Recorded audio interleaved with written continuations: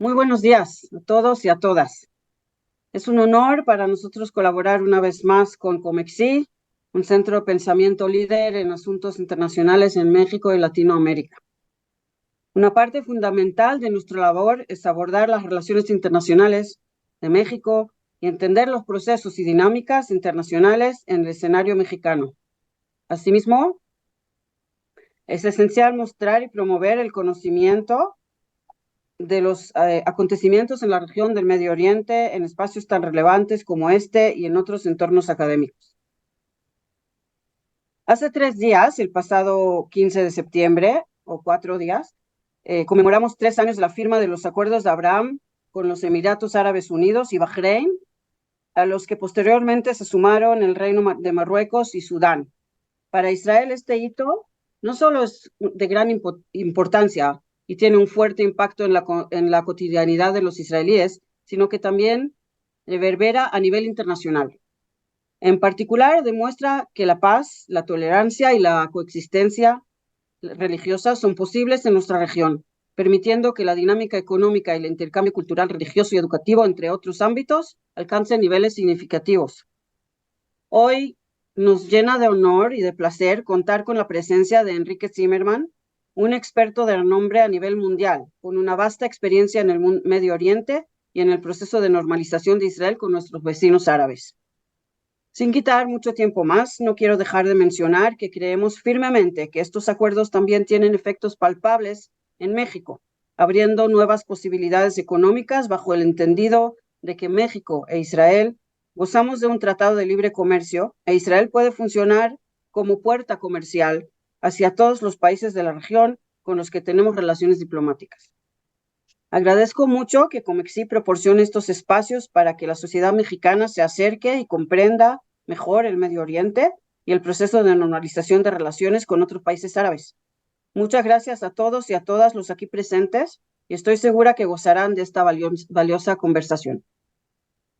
Muchas gracias, embajadora, y pues bienvenido a todos los presentes, en particular a usted, embajadora designada de Israel en México, Brujima Baimle, México, y a nuestro conferencista Enrique Zimmerman, a quien en breve tendré el honor de presentarles.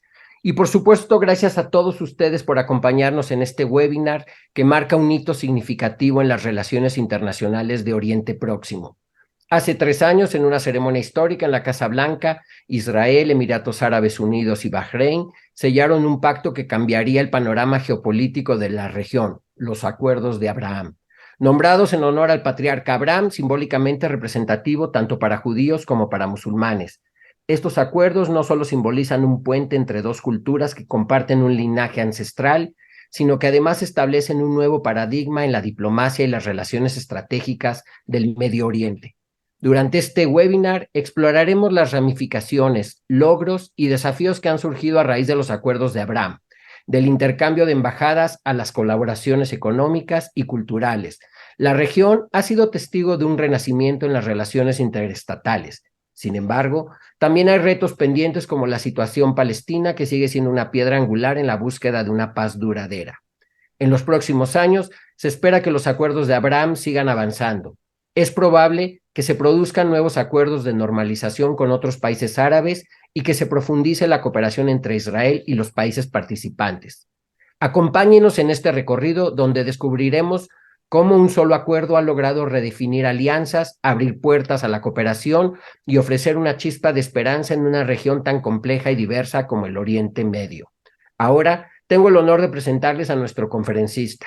Enrique Zimmerman es un destacado periodista israelí de raíces portuguesas y españolas que ha servido como corresponsal en Medio Oriente para medios como SIC, La Vanguardia y el Mediaset España, con estudios en ciencias sociales y un máster en ciencias políticas y sociología de la Universidad de Tel Aviv. Zimmerman ha informado sobre el conflicto árabe-israelí por más de 25 años. Es políglota, publicando en inglés, español, portugués, francés y hebreo, y ha escrito y ha escrito libros relevantes sobre la región. Además de su trabajo periodístico, Zimmerman ha facilitado el diálogo entre naciones en conflicto y ha apoyado causas humanitarias, siendo miembro de Aldeas Infantiles SOS y asociaciones contra la violencia de género. Ha sido condecorado tanto por Portugal como por España y fue candidato al Premio Nobel de la Paz en 2015. Bienvenido, Enrique Zimmerman. Muchas gracias, Nathan. Bienvenida, embajadora Einat, es un placer. Y gracias, Nadav, por invitarme a este acto de Comexi, que es realmente un placer estar con vosotros y compartir un poco lo que este tsunami que estamos viviendo, con algunos aspectos positivos. Muchas veces estamos acostumbrados en Oriente Medio a noticias no tan buenas, pero están ocurriendo también otras cosas que pueden cambiar la próxima generación y lo que pueda ocurrir en los próximos años. De hecho, acabo de volver en los últimos días de participar y codirigir la primera delegación de negocios de Israel que llegó de forma oficial a Arabia Saudita. 12 personas, 12 israelíes que llegaron a Dammam para un congreso. Dammam es el centro del petróleo en Arabia Saudita, para un congreso sobre ciberseguridad. Debo decir que al llegar era un poco una sensación de extraterrestres que llegan y que nos miran como algo sorprendente. Las órdenes venían de arriba y nos pusieron solamente una condición a las 5 compañías que estaban allí presentes en ese momento, 5 compañías israelíes encabezados por la doctora Nirit Ofir que acabamos de ver, y realmente la única condición y más sorprendente fue que todo esto fuese publicado al final del Congreso. O sea, que el mundo conozca que algo está ocurriendo. Hasta ahora ya puedo reconocer que estuve en otras 3 ocasiones en todo tipo de congresos. Yo soy presidente también de la Cámara de Comercio Israel, Países del Golfo. Y en ese marco hicimos una serie de actividades, pero siempre el secreto era absoluto. Y la condición para seguir adelante era que no se supiera. En este caso, la condición fue exactamente lo opuesto y eso indica que algo está ocurriendo. Yo podría adivinar que mañana en Naciones Unidas, cuando el primer ministro de Israel, Benjamin Netanyahu, se encuentre con el presidente de Estados Unidos, este será uno de los temas principales que estará sobre la mesa. ¿Qué puede pasar en este triángulo entre Estados Unidos, Arabia Saudita e Israel, en el cual ocurre algo que yo creo que no tiene precedentes? Y es que hay 3 líderes que cada uno por sus motivos, a veces motivos muy distintos, cada uno de ellos tiene interés en que se llegue a un acuerdo de algún tipo en un futuro no muy lejano, quién sabe, quizás incluso más bien cercano. Pero tenemos que hacer un viaje y tenemos que arrancar y entender qué está ocurriendo, cuáles son las posibilidades, pero también cuáles son los riesgos en el camino. Y si me permitís, voy a contaros 3 historias de 3 saudíes que encontré a lo largo de los últimos 12 años. Los 3 son de la misma familia y refleja quizás lo que estamos viviendo en este momento. El primero de ellos lo encontré en Doha, en Qatar, en un evento de Naciones Unidas en el 2011. Yo fui el único israelí invitado a ese evento de Alianza de Civilizaciones. Había líderes de todo el mundo, entre ellos también del mundo árabe, pero no había israelíes en ese momento en Qatar, aún era imposible. Pero me invitaron como moderador y me pidieron que hablase en el final del Congreso, en el que había 150 países, en nombre de Israel. Y lo hice de forma no oficial. Pero cuando termino de hablar, veo que hay un señor muy mayor que se acerca a mí con dificultad. Se llamaba Saud El Faisal y fue ministro de Exteriores de Arabia Saudí durante 40 años. Se acercó a mí y me dijo así: señor Zimmerman, dígale a sus amigos, estamos hablando del 2011, dígale a sus amigos que nuestro espacio aéreo está abierto para lo que quieran.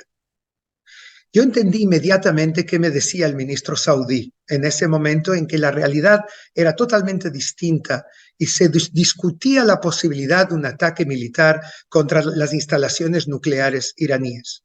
Lo que él me decía es que si ustedes quieren atacar Irán, por favor, pasen por nuestro territorio.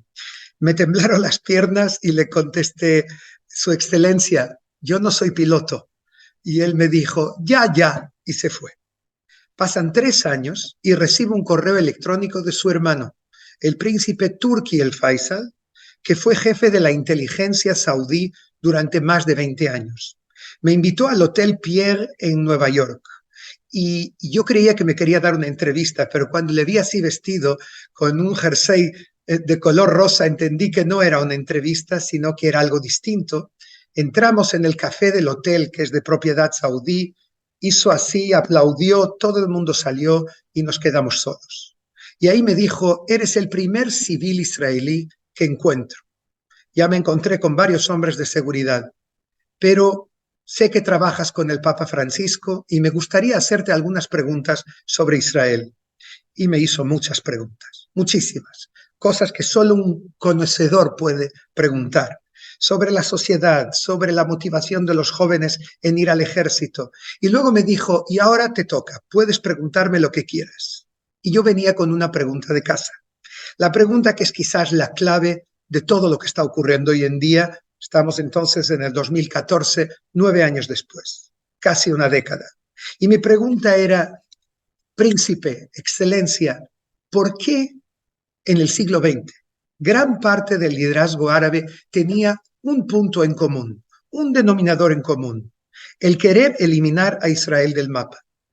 Y a partir del 2002 se presenta en Beirut la propuesta saudí de paz, que luego se convierte en la propuesta árabe de paz y que hoy en día está llevando a todo lo que estamos viendo. En ese momento aún no lo veíamos, me encontré con él varias veces después y ya obviamente los acuerdos de Abraham que llegaron hace 3 años. Pero esto es posterior. En ese momento él me dijo algo que he oído de los saudíes la semana pasada en Dammam, en el Congreso, que he oído muchas veces en Emiratos, en Bahrein, incluso del emir de Qatar. La misma explicación. Lo que ocurrió aquí es que tenemos enemigos comunes. Los enemigos comunes, ante todo, me dijo el príncipe Turki el Faisal, son obviamente Irán, por un lado, que nos amenaza a nosotros igual que os amenaza a vosotros, me decía él. Ellos quieren la hegemonía del mundo musulmán y no le podemos permitir que lo consigan. Por eso quieren armas nucleares, porque ellos saben que con 1 o 2 bombas pueden conseguir el liderazgo del mundo musulmán. Y nosotros, que somos la mayoría suní, 85% del mundo musulmán, no queremos eso. No queremos que Irán, con su 13-15% del mundo musulmán, nos controle, que los chiitas tengan el poder dentro del mundo musulmán. Además de esto, están los grupos de la Jihad mundial. En aquella época era Al-Qaeda, más tarde se unió a ello el Estado Islámico, que ven en todos nosotros enemigos también. O sea, tenemos intereses estratégicos comunes, me dijo en ese momento el príncipe Turki, que me pidió además informar de ello en Israel, hablar de eso públicamente, que los israelíes tuviesen ya entonces más conciencia de estos intereses estratégicos comunes. En un momento determinado incluso me dijo, ¿quién sabe? A lo mejor dentro de una generación podemos ver una especie de NATO de varios países de la región. En ese momento me pareció un chiste, me pareció ciencia ficción. Hoy en día digo que ya no es tan imposible, aunque hay muchos obstáculos en el camino. El segundo punto que elevó el príncipe Turki el Faisal fue el siguiente. Yo sé que vuestros servicios de inteligencia, me dijo el Mossad, son muy buenos. Los sigo, los conozco, son de los mejores del mundo en muchos aspectos. Pero fallaron en una cosa. No entendisteis en la guerra de octubre, o sea, la guerra del Yom Kippur de 1973, que nosotros, los árabes, llegamos a una conclusión, y es que no hay opción militar contra Israel. Si entonces os sorprendimos de rodillas, y estabais de rodillas en el principio de la guerra, vean la película Golda, que está ahora teniendo tanto éxito y en la que se ve lo que fueron los primeros días de esa terrible guerra. Y me dijo, ¿y si al final de casi 3 semanas ganasteis la guerra? No tenemos posibilidades en un futuro que podamos apercibirnos, un futuro cercano en las próximas generaciones, de ganar una guerra. Hoy me dijo Turki el Faisal, 2014, Israel es el país más fuerte entre Indonesia y Gibraltar. Y por lo tanto la opción militar no existe. So, if you can't beat them, join them. Si no los puedes vencer, únete a ellos. Luego hay un tercer factor, él me dijo. Con todos los gastos militares que habéis tenido desde la creación de Israel, en esa época era casi 70 años, habéis conseguido crear la Startup Nation, el país con más compañías startup per cápita, desde luego, del mundo hoy en día, con más compañías unicornio después de Estados Unidos y de China, compañías que valen más de 1.000 millones, un país que tiene más startups en la Nasdaq, en la bolsa norteamericana, que todos los países de la Unión Europea juntos, 27 países, a pesar de ser un país pequeño, con menos de 10 millones de habitantes. Y él me dijo entonces una frase que sigue siendo clave hasta hoy, que me la dijeron en Dammam en el Congreso de Ciberseguridad. ¿Por qué no transformar la Startup Nation, la nación de las startups tecnológicas, en la Startup Region, en la región de los startups? Vamos a unir esfuerzos y vamos a cambiar la región. En el aspecto tecnológico, científico, hoy en día vosotros sois el centro de ello, vamos a unirnos para ello. Y luego me dijo un factor más que, en mi opinión, es quizás el más importante de todos y del que se habla muy poco, y es el factor demográfico. Hoy por hoy, en Arabia Saudita y en el Golfo en general, cuando se viaja a esos países, más de uno de ustedes a lo mejor estuvo allí y lo vio con sus propios ojos, destaca la cantidad de jóvenes que hay en la sociedad de esos países. 70% de la población tiene menos de 30 años. Vean, este señor es el hijo del príncipe Turki el Faisal, se llama Abdelaziz bin Turki el Faisal y hoy en día es uno de los ministros más importantes del gobierno que hoy de facto está liderado por el príncipe heredero Mohammed bin Salman, que muy pronto puede ser el rey de Arabia Saudita. Quién sabe, tienen los dos 37 años, a lo mejor puede serlo durante décadas. Y que él es quizás el gran arquitecto con este grupo de jóvenes de este cambio que este país está viviendo. Este grupo, me decía el príncipe Abdelaziz, que es ministro del deporte, que es algo muy importante hoy en día en Arabia Saudita, como vehículo de diplomacia pública, me dijo, esto es hoy en día el arma más letal que existe en el mundo. Es más fuerte el smartphone que un tanque, que un avión F-15. Y nuestros jóvenes están en ello, están pensando en el futuro. Para ellos las guerras del siglo XX son como las guerras de los romanos. Y ellos buscan algo diferente. Es verdad, tienen sus problemas. Cuando hay enfrentamientos con los palestinos, cuando hay todo tipo de acciones, de manifestaciones israelíes en la zona de la mezquita de Al-Aqsa, todo esto les duele y se identifican con sus hermanos palestinos aquí y allí, pero ellos entienden que lo hemos intentado todo en el campo militar, falló, Israel está allí, sigue siendo hoy en día una potencia en esta región, o sea, podemos unir esfuerzos. Estas son las grandes explicaciones que todos los líderes de la región dan cuando quieren hablar de lo que pasó con lo que llevó a los acuerdos de Abraham. Y no se confundan, estamos solo en el 4º capítulo de un libro con más de 20 capítulos. Por ahora es Emiratos Árabes Unidos, que es la gran nación cara al futuro. Les puedo decir que en 3 años pasamos de $500 millones de intercambios comerciales a más de 5.500 millones en 3 años. Y las expectativas son que en 5 años lleguemos a 10.000 millones de dólares. Les puedo decir que hay 1 millón de israelíes que visitaron Dubái, que hay 420 vuelos directos entre Tel Aviv, Dubái y Abu Dhabi cada mes. 420 vuelos. Es como un puente aéreo lo que ocurre entre los dos países. Es verdad que en el otro sentido hay mucho menos gente que viene aún, pero yo creo que también ahí se está produciendo un aumento. Les puedo decir que en el 2024 hay 2 astronautas, un hombre y una mujer, que van a aterrizar en la Luna de Emiratos y que llevan dentro de la nave una bandera de Israel. porque Israel está colaborando con ellos en todo el tema espacial y en la investigación de lo que va a venir. Es un modelo, pero obviamente aún queda mucho por hacer. Bahrein es la puerta de Arabia Saudita.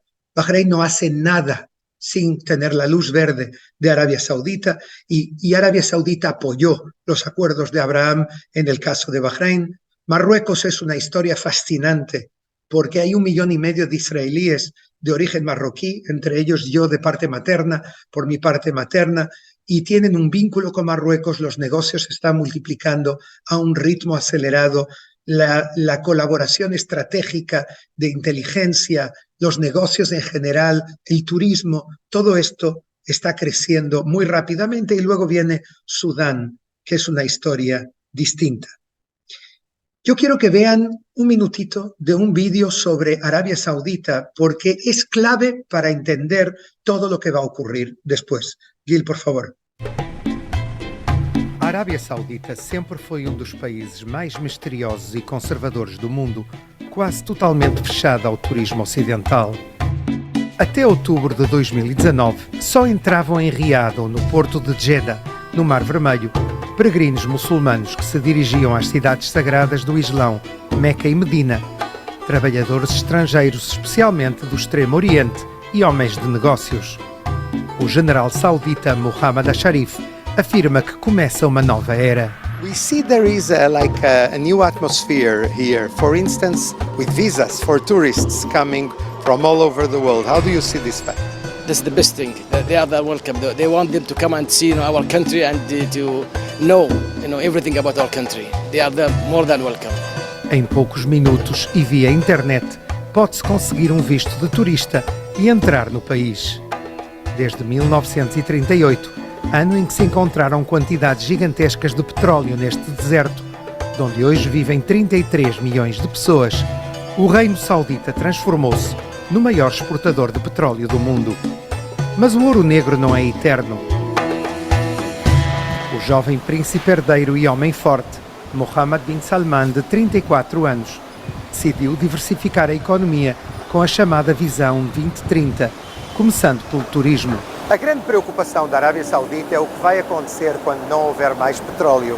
É por isso que o príncipe herdeiro Mohammed bin Salman, o homem forte deste país, está a desenvolver todo tipo de alternativas, como, por exemplo, realmente trazer negócios a este país e trazer todo tipo de acontecimentos desportivos globais, mundiais, tal como é a Supercopa Espanhola, que ele comprou e trouxe à Arábia Saudita, mas também todo tipo de reformas sociais dentro do país, sobretudo no que tem a ver com a mulher. Masha, imigrante sérbia. Espero que hayan podido entender y ver los subtítulos en español, pero no hay duda que cuando uno va, yo fui por primera vez hace 4 años a ese país, Arabia Saudita, y ahora este año 3 veces ya, y ves que hay un cambio brutal. Pasa mucho por la mujer también, el papel de la mujer, pero en general yo creo que lo que le va a decir mañana el presidente Biden al primer ministro Netanyahu es que en la visión 2030, que es la visión del príncipe heredero, Israel es una parte importante. Israel es un elemento que ellos toman en cuenta y que hay una decisión estratégica saudí de, con ciertas condiciones, llegar a un acuerdo de normalización con Israel. Debo decirles que Yitzhak Rabin, el antiguo primer ministro de Israel, el general de la paz, que yo tuve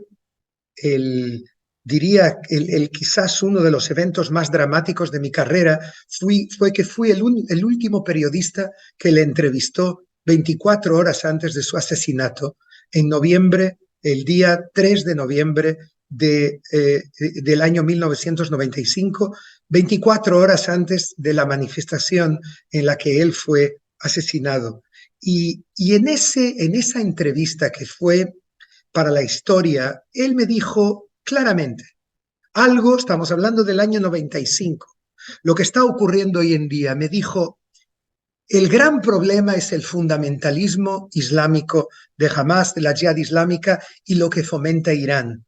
Pero la gran posibilidad de futuro estratégico para Israel es llegar a la paz con los países del Golfo, encabezados por Arabia Saudita, y lograr así también con la paz con los países del Magreb, del norte de África, como si nada hubiese cambiado del 95 al 2023.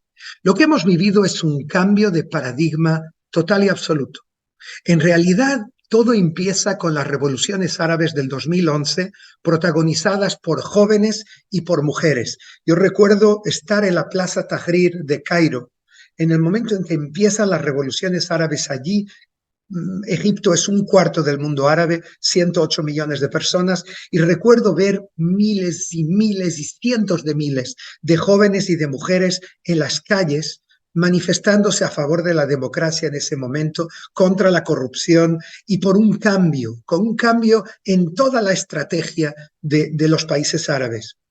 ¿Por qué en ese momento ocurrió? Yo creo que por dos motivos. Uno, porque anteriormente había censura en la televisión, había un solo canal, y de repente a finales del siglo pasado empiezan a surgir todo tipo de canales de televisión que les trajeron otra verdad, que les enseñaron cosas que hasta ese momento ellos no conocían, como que hay violaciones de derechos humanos, como que hay todo tipo de actos de corrupción, falsificación de elecciones, etcétera, etcétera, etcétera. Y el hecho de que surgieran televisiones como Al Jazeera de Qatar trajo una nueva realidad y sacó a la calle a estos jóvenes que estudiaban en la universidad, pero terminan la universidad y no tenían trabajo. De hecho, no mucho cambió hasta hoy. Pero llegaron también las redes sociales, lo que me explicaban antes, que es el gran game changer, el gran cambio. En los últimos 12 años, sobre todo en los países autocratas, países que no tienen una prensa libre, las redes sociales enseñaron que de repente una realidad distinta, que el demonio israelí, tal como era pintado en los medios de comunicación, no era exactamente así. Y de repente surge la mayor crisis del Islam desde el profeta Mahoma. Un cambio que llevó a la desintegración de 5 países, de Siria, de Irak, de Yemen, de Libia y de Somalia. 5 países que existían durante décadas, de repente caen. Fíjense ustedes que las primaveras árabes o las revoluciones del mundo árabe derribaron solo repúblicas, nunca monarquías, porque el rey es el descendiente del profeta Mahoma. Pero todo esto llevó a una serie de cambios, a una tormenta de arena que se está depositando poco a poco desde entonces. Pero desde luego, si hay algo que deberíamos recordar, es que toda la realidad de los países en el entorno de Israel cambió de tal manera que exige a sus líderes que repasen concepciones que eran axiomas durante décadas. Algo está cambiando en la región en la última década. Y hay ahora una gran oportunidad, o diría una oportunidad significativa sin precedentes, de gran design, de un dibujo nuevo, de una arquitectura nueva de esta región. La clave es Arabia Saudita. ¿Por qué? Porque Arabia Saudita es la custodia de Meca y Medina, los lugares sagrados para casi 2.000 millones de musulmanes. Y la puerta pesada de Arabia Saudita se está moviendo. Y hay 2 mensajes que yo recibí, sobre todo en mi último viaje, ahora a Dammam, pero también en mayo en Riad. Me dijeron así: dile al mundo y dile a los israelíes que en el momento que empecemos un proceso de normalización entre Arabia Saudita e Israel, el resto del mundo árabe y del mundo musulmán verá en ello una luz verde para avanzar con Israel. Países como Indonesia, el país más grande del mundo islámico, con casi 250 millones de personas, que ahora mantienen solo una relación clandestina, comercial con Israel, en el momento en que vean que Arabia Saudita abre sus puertas a Israel, se verán libres para normalizar, formalizar sus relaciones también con Israel. O sea, a Israel se le abrirán una serie de puertas diplomáticas y económicas en todo ese mundo musulmán, incluido también, obviamente, el mundo árabe, compuesto por casi 400 millones de personas. Pero hay otro mensaje más que es clave. El imán de la Meca, el hombre fuerte del Islam en Arabia Saudita, se llama Jeque Mohammed Al-Isa. Hace 2 años, él, por su propia iniciativa, organizó un grupo de líderes de todo Oriente Medio religiosos y se fueron ni más ni menos que a Auschwitz. Se fueron a entender lo que ahí ocurrió en la Segunda Guerra Mundial y al volver cambiaron los programas escolares en Arabia Saudita, enseñando hoy en día también en Egipto sobre el Holocausto, sobre la Shoah y sobre lo que ocurrió al pueblo judío en ese momento.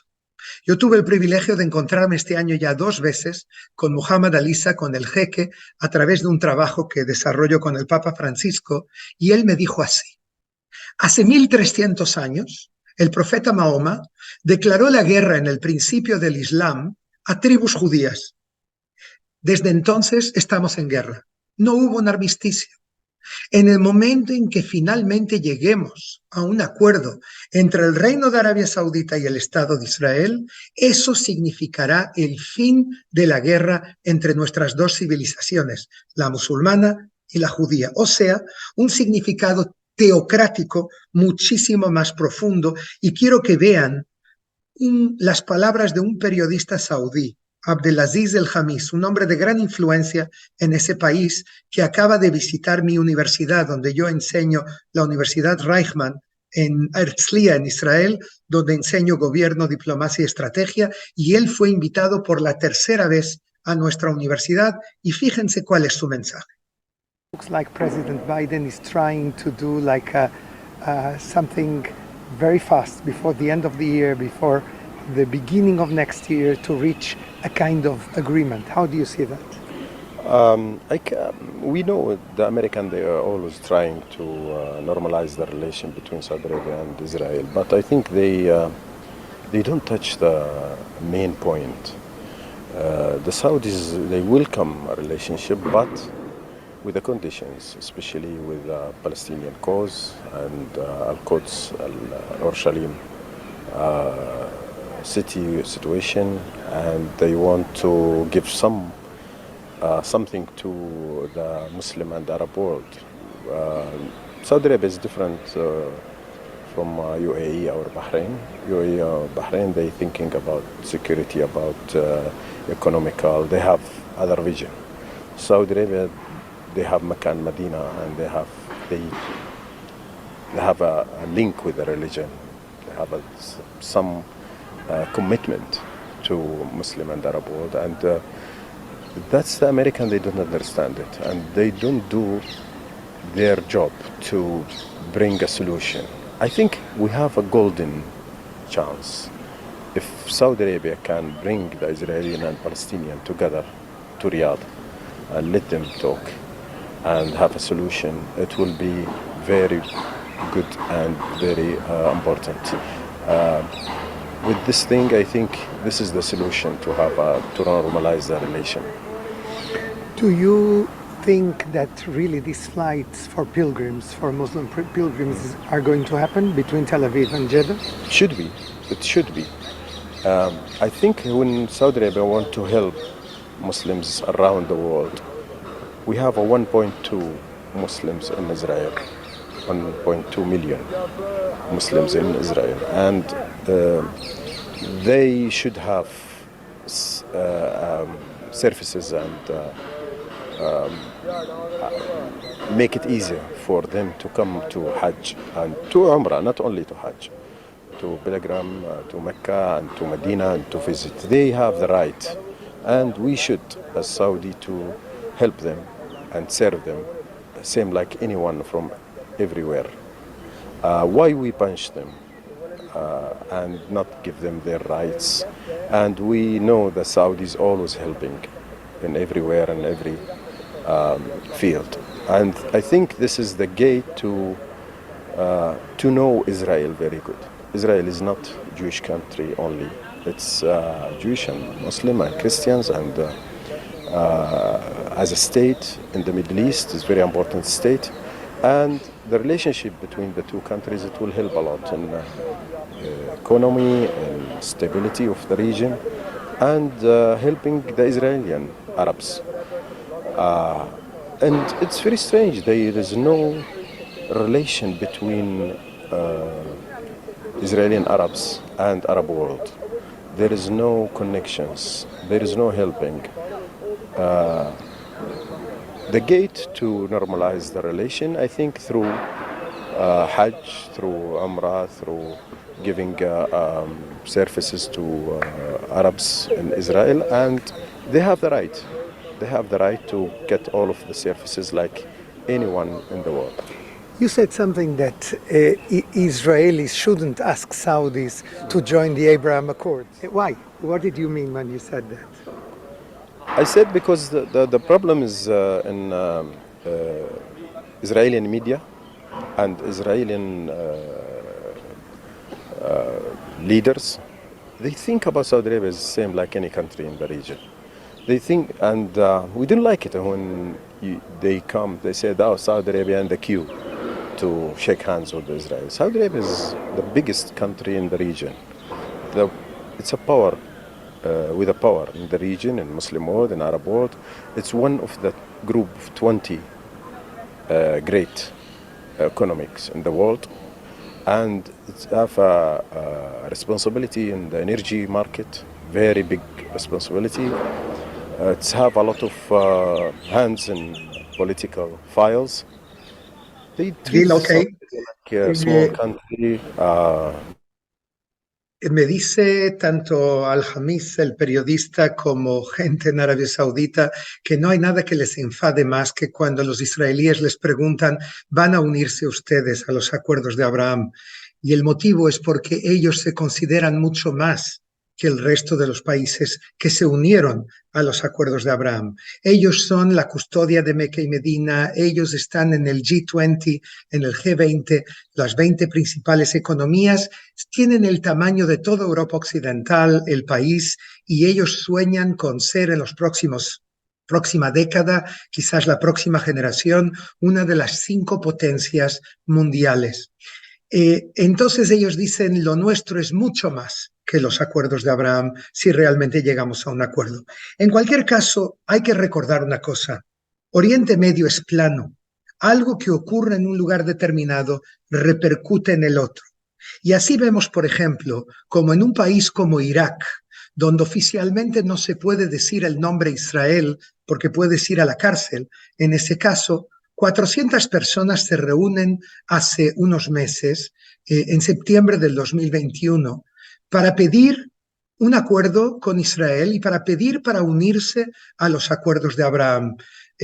Hubo un gran temor en Israel de que esto les pudiese costar sus vidas. Al final hubo un profesor universitario que fue despedido a raíz de esto.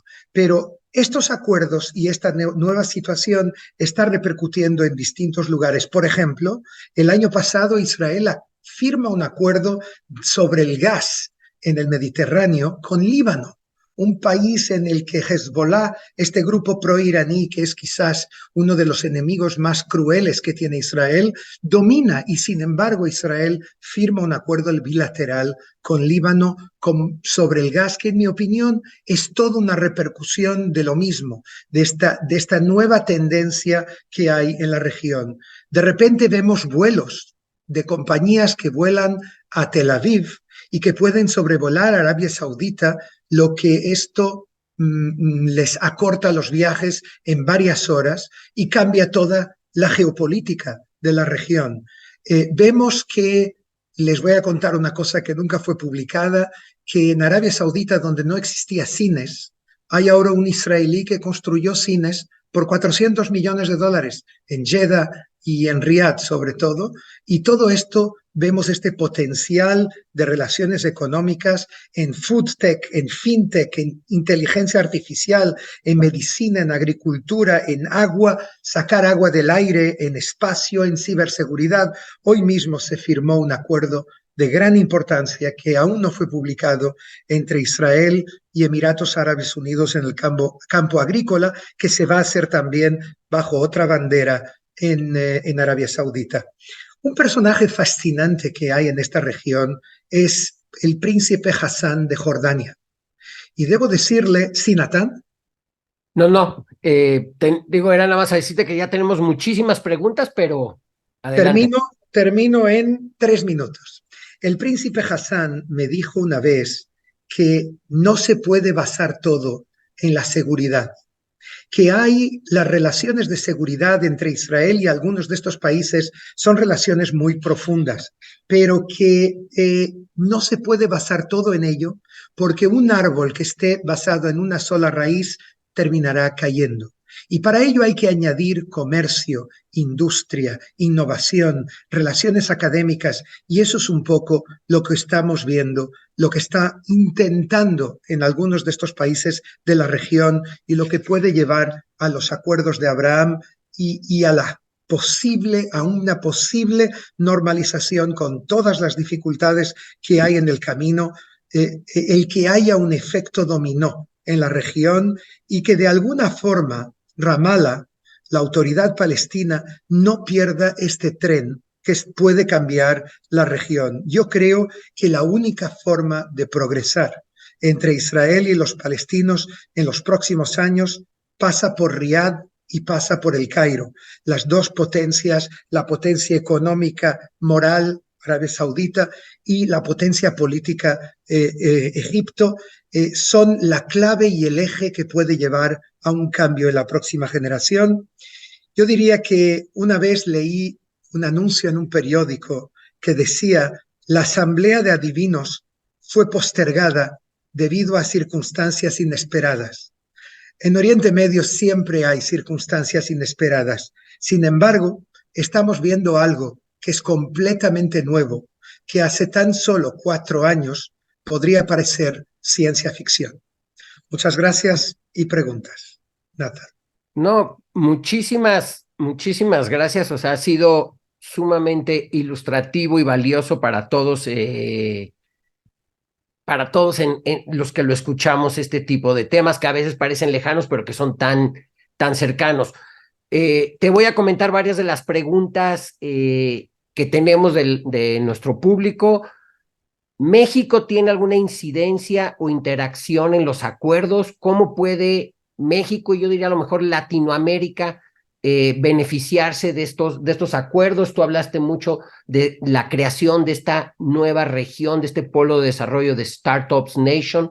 ¿Cómo pudiera a lo mejor eso tener un poco de incidencia? ¿Cómo afecta el incremento nuclear de Irán en los acuerdos de Abraham? Si quieres, comienza con esas dos. Empecemos por ahí. Si hay un mensaje que yo querría pasar, es que México, con su importancia económica, pero también geopolítica, no solamente tiene la posibilidad, sino que tiene la obligación de ser partícipe de todo este proceso extraordinario que está ocurriendo en la región. El tiempo no nos permitió hablar, por ejemplo, de lo que el presidente Biden anunció otro día en la India en el G20. Se va a construir un tren rápido que empieza en la India y que termina en Europa, pasando por Emiratos, Arabia Saudita, Jordania, quizás los territorios palestinos y llegando a Haifa en Israel. Este tren rápido ya está planificado, ya está anunciado y es para mí el megaproyecto a nivel regional de las próximas generaciones que cambia toda la situación. Al Golfo le abre la Unión Europea a través de Haifa y a Israel le abre mercados de 2.000 millones de personas que viven a 1 hora de vuelo de Dubái. O sea, todo esto, un país como México, que tiene la enorme ventaja de mantener una relación positiva con las dos comunidades, con la judía por un lado y con la árabe por el otro, le da unas posibilidades de ser parte de todo ello. Yo creo que sería un grave error no que México y que su gobierno y que sus hombres de negocios se aparten de toda esta revolución que está ocurriendo y que va a ocurrir en la región. En cuanto al tema nuclear iraní, no hay duda que eso es uno de los motores de todo lo que está pasando. Yo diría que no solo el tema nuclear.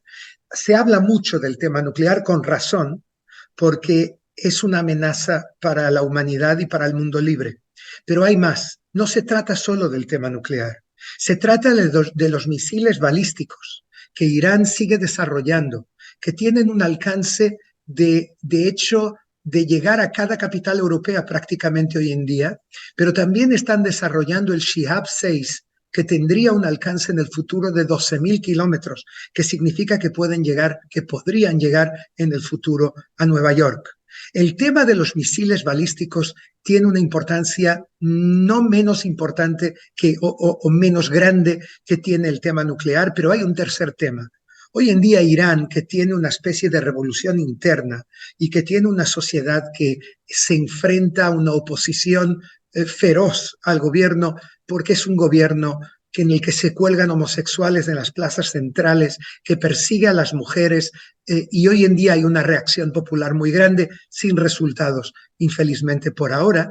Sin embargo, lo que vemos es que Irán está por detrás de todo grupo terrorista que hay en el mundo y en la región, especialmente Hezbollah en el Líbano, que es un brazo iraní, y dentro de Palestina a Hamas y a la Jihad Islámica, que están financiados, entrenados y armados por Irán en todos los aspectos. O sea que Irán es un elemento, un foco de inestabilidad, y yo creo que preocupa mucho al mundo árabe, los iraníes no son árabes, son musulmanes, pero preocupan muchísimo a la mayoría del mundo árabe y a partes del mundo musulmán, que ve en ellos una amenaza, al igual que Israel, y que por lo tanto el enemigo de mi enemigo, mi amigo es.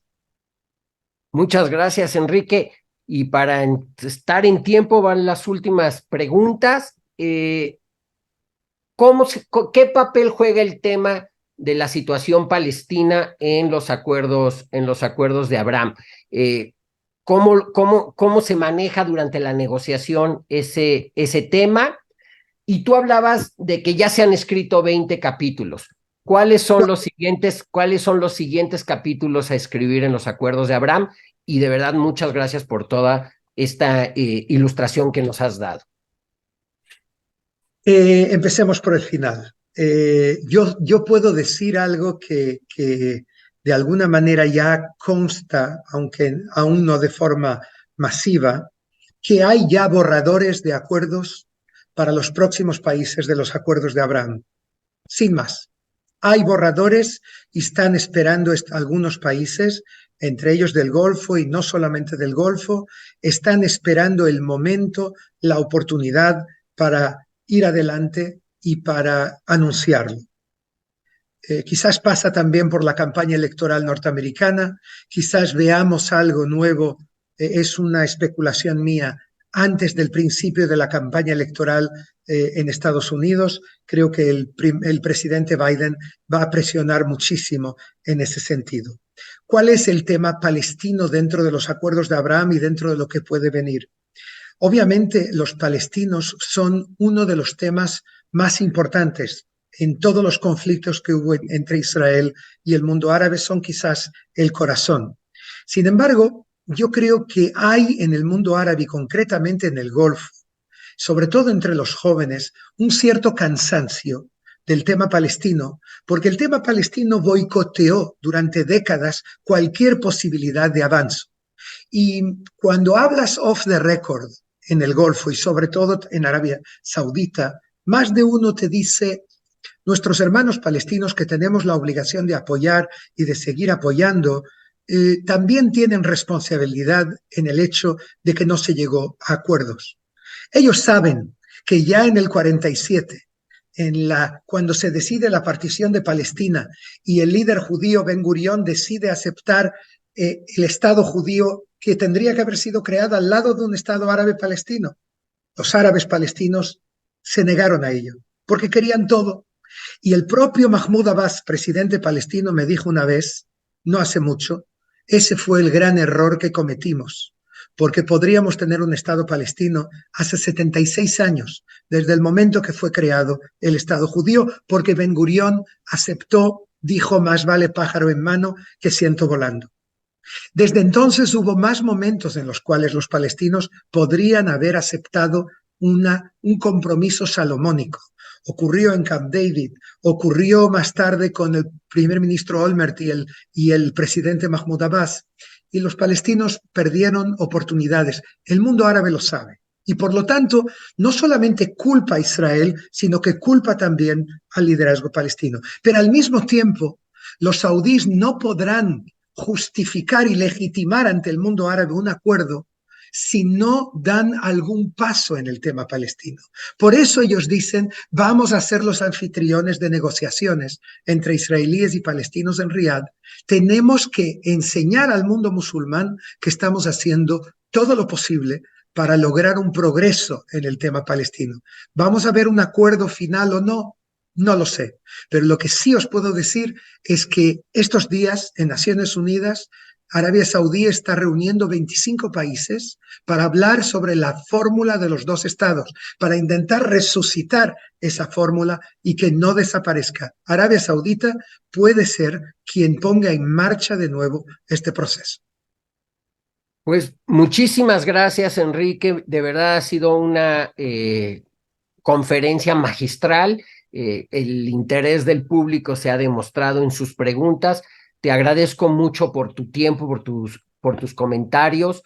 Les agradezco a todos los que participaron en este seminario, a la Embajada de Israel, a la embajadora designada de Israel en México por todo el apoyo para la realización de este webinar, y nos estaremos viendo nuevamente con nuevos temas. Muchísimas gracias, Enrique, y acá... Muchas gracias, Nathan. Muchas gracias a vosotros y hasta siempre.